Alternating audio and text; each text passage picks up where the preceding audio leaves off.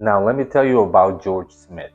1872, the British Museum. This man is sorting through clay tablets. He's not a professor, no formal education.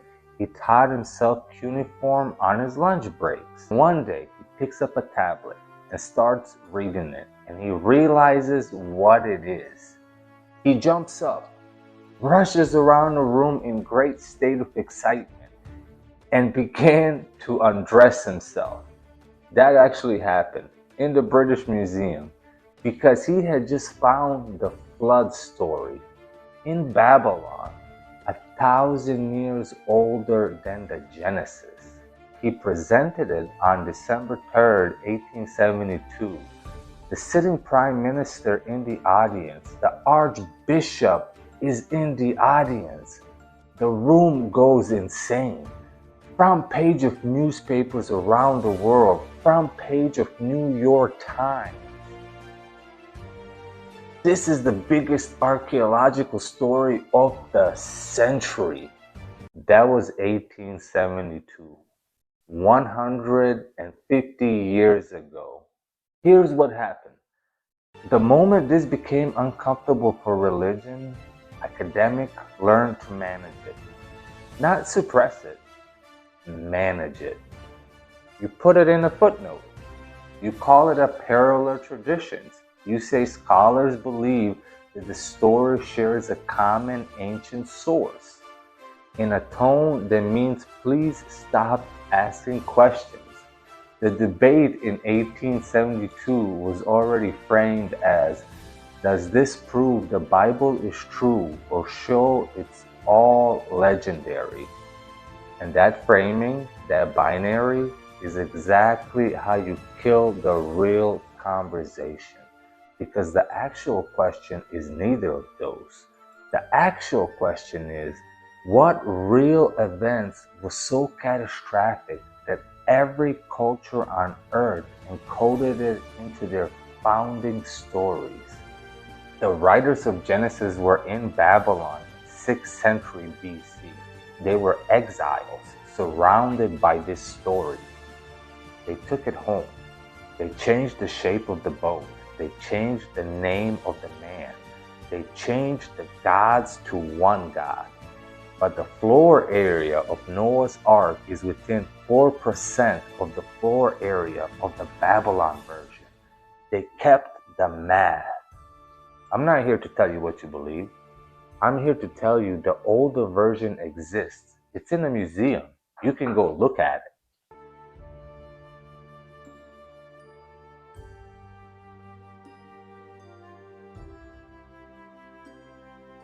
I, Gilgamesh, spoke to Utnapishtim, the faraway. I look upon you, Utnapishtim, and your face is not strange to me. You are no different from myself. You are as I am. My heart was set to fight you when I came, yet now that I stand before you, my arm is still. Tell me, how did you come to stand among the gods in council? How did you find the life that does not end? Utnapishtim spoke to Gilgamesh, saying, I will reveal to you a hidden thing, Gilgamesh, a secret of the gods I will tell you. There is a city you know, Shuruppak, on the banks of the Euphrates. That city was ancient, and the gods dwelt within it. Their hearts moved them to bring the great flood. In council they gathered, Anu the father, Enlil the warrior, Ninurta the counselor, Ennugi the keeper of canals, and Ea who was among them. Ea repeated their words to the wall of my reed house. Wall, hear me. Reed wall, attend. Man of Shuruppak, son of Ubartutu, tear down your house, build a vessel. Abandon your possessions, preserve life. Bring the seed of all living things aboard the ship. The vessel you build, let its dimensions be measured. Let its width equal its length. Cover it with a roof as the deep is covered. I understood and spoke to Ea, my lord. My lord, what you command I will carry out and honor. But what shall I say to the people of the city, to the elders, to those who will ask? Ea opened his mouth and spoke to me, his servant. Say to them this, I have learned that Enlil is hostile to me. I cannot remain in your city. I cannot set foot on Enlil's ground. I will go down to the deep to live with my lord Ea.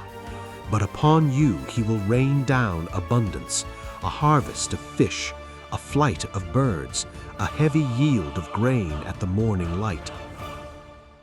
At the first light of dawn, the land had assembled. The carpenter came with his axe. The reed cutter came with his blade. The young men hauled timber. The old men twisted rope. By the 5th day I had shaped her frame. Her floor space was 1 full field. Her walls rose 10 times 12 cubits on each side. I gave her 6 decks and divided her into 7 parts. Her interior I divided into 9 compartments. I drove water plugs into her middle. I laid in poles and set aside what was needed. Bitumen I poured into the furnace. Oil I loaded in equal measure. The builders feasted daily. I slaughtered oxen for the workers. I killed sheep every day. Beer, oil, and wine I gave them as freely as river water, so they could keep festival as on the New Year's Day. On the 7th day, the vessel was complete. The launching was heavy. We shifted rollers above and below until 2/3 of it had entered the water. All that I had I loaded aboard. All that I had of silver I loaded.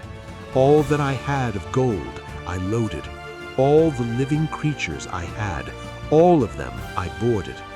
My family, my household, the beasts of the field, the craftsmen, all of them I brought on board.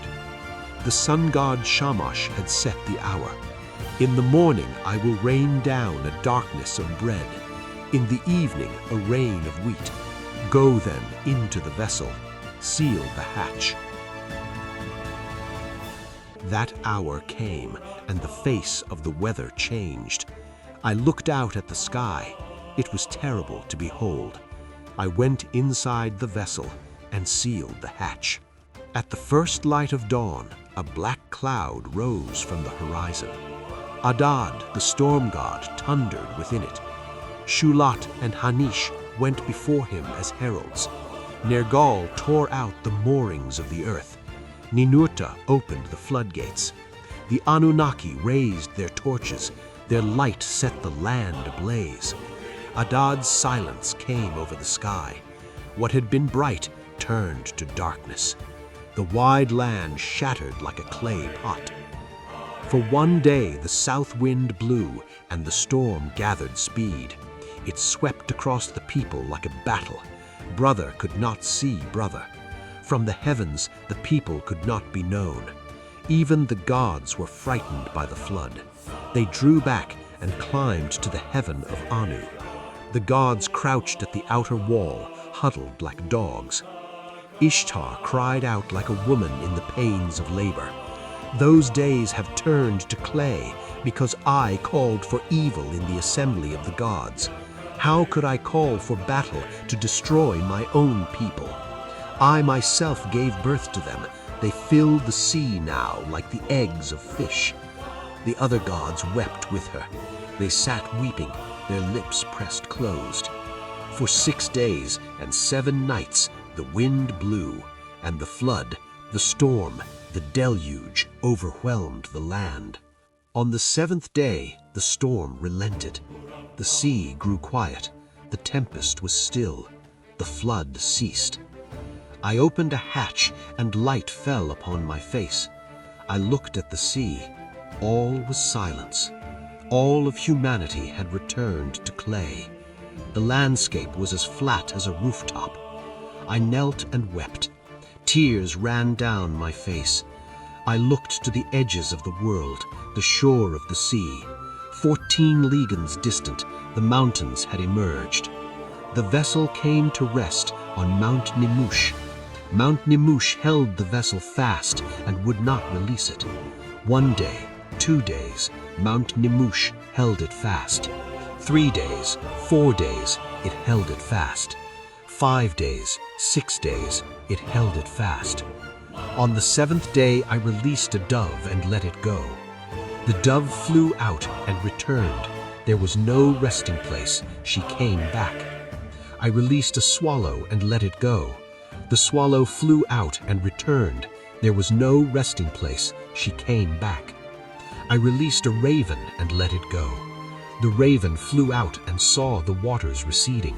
It ate, it flew about, it croaked, and did not return. Then I sent out all things to the 4 directions. I offered a sacrifice. I poured out a libation on the peak of the mountain. I placed 7 and 7 incense vessels beneath them. The gods smelled the savor. The gods smelled the sweet savor.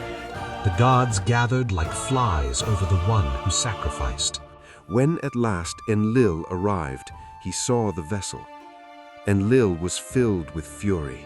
Who has escaped? No man was to survive the destruction. Ninurta opened his mouth and spoke to Enlil the warrior. Who but Ea could have done this? Ea knows every cunning thing. Ea opened his mouth and spoke to Enlil the warrior. You are the warrior among the gods. You are wise. How could you bring the flood without reflection? Lay the transgression on the transgressor. Lay the offense on the offender. But be merciful, do not cut off. Be patient, do not destroy. Rather than the flood, let the lion rise to thin the people. Rather than the flood, let the wolf rise to thin the people. Rather than the flood, let famine come and lay waste the land. Rather than the flood, let plague come and strike the land. It was not I who revealed the secret of the great gods. I sent a dream to Atrahasis, the exceedingly wise, and he heard the secret of the gods. Now deliberate what shall become of him. Then Enlil came up into the vessel. He grasped my hand and led me forward. He brought my wife and made her kneel at my side. He stood between us and touched our brows and blessed us. Until now, Utnapishtim has been mortal, but now Utnapishtim and his wife shall be as the gods. Let them dwell far away at the mouth of the rivers. They took us and settled us far away at the mouth of the rivers, at the edge of the world. Utnapishtim spoke to Gilgamesh. But now, who will call the gods to assembly for your sake? Who will grant you the life you are searching for? Come, do not sleep for 6 days and 7 nights. As Gilgamesh sat, sleep descended on him like a fog. Utnapishtim spoke to his wife. Look at this strong man who desires life. Sleep descends on him like a fog. His wife spoke to Utnapishtim the far away. Touch him so the man may wake. Let him return safely by the way he came. Let him return to his land through the gate by which he left. Utnapishtim spoke to his wife. Bake his loaves and set them at his head. Mark on the wall each day that he lay sleeping. She baked his loaves, placed them at his head, and marked on the wall each day that he lay. The first loaf was dry as stone. The second was crumbling. The third was soaked. The fourth had gone white. The fifth was flecked with gray mold. The sixth was still fresh. The seventh, Utnapishtim touched him, and the man awoke. Gilgamesh spoke to Utnapishtim. The very moment sleep was washing over me, you touched me. Utnapishtim said, Count your loaves, Gilgamesh. Look at the wall. Your first loaf was dry as stone. 7 days you slept and called it a moment. Gilgamesh said, What shall I do? Where shall I turn? The robber has taken hold of my body. Death crouches in my room. Wherever I set my foot, there death already stands. Utnapishtim spoke to Gilgamesh. Gilgamesh, you have come here exhausted and worn out. What shall I give you to carry home to your land? I will reveal to you a hidden thing. There is a plant growing at the root of the deep waters. It has thorns like a rose. It will cut your hands, but if your hands seize it, you will hold rejuvenation. Gilgamesh heard this and bound stones to his feet. He descended into the deep water. He saw the plant and seized it, though it cut his hands. He cut the stones from his feet, and the sea cast him to the shore. Gilgamesh spoke to Urshanabi the ferryman. This plant is the plant of heartbeat resurgent. I will carry it to walled Uruk. I will give it to the elders to eat, and they will be made young again. Its name shall be The Old Man Becomes Young. I will eat it myself and return to the days of my youth. After 20 leagues they made camp. After 30 leagues they set up for the night. Gilgamesh saw a pool of cold water and went down to wash. A serpent smelled the fragrance of the plant. It came up silent from the water and carried the plant away. As it withdrew, it shed its skin. Gilgamesh sat down and wept. Tears ran down his face. He spoke to Urshanabi the ferryman. For whom have I wearied my heart, Urshanabi? For whom has my blood been spent? I brought no blessing upon myself. The lion of the ground has taken it. The earth has kept what belongs to the earth. 20 leagues back I left the vessel on the shore. How shall I find the way home?